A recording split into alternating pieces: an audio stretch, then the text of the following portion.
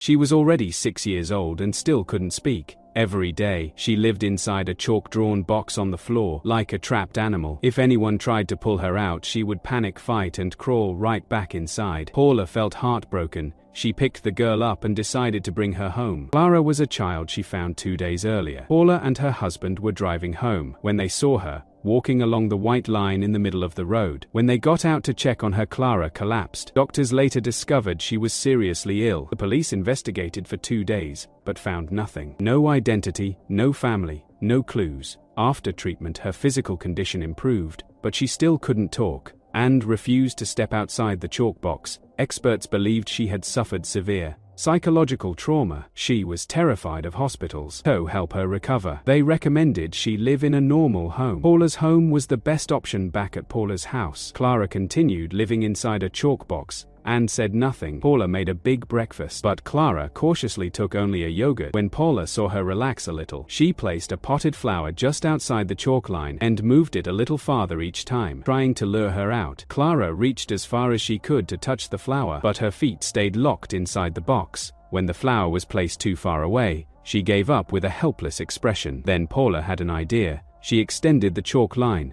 and erased the old one. Clara finally stepped out and retrieved the flower. After that, Paula kept widening the boundary. She even managed to guide Clara into the bathroom to get cleaned up. But Clara still wouldn't speak. She only drew pictures. Ivory drawing trapped inside a box. A psychologist tried to help her break free from that pattern and erase the chalk line on the floor. Clara suddenly snapped. She screamed, then blurted out actual words, only to immediately cover her mouth. Terrified, Paula quickly redrew the chalk line, and Clara calmed down again. Paula was stunned. She had assumed Clara was unable to speak at all. The psychologist wanted more information, but Clara would only whisper Paula's ear in a language they couldn't understand. They recorded it and looked it up online. It was German. Their meaning is punishment and fear. What had she gone through?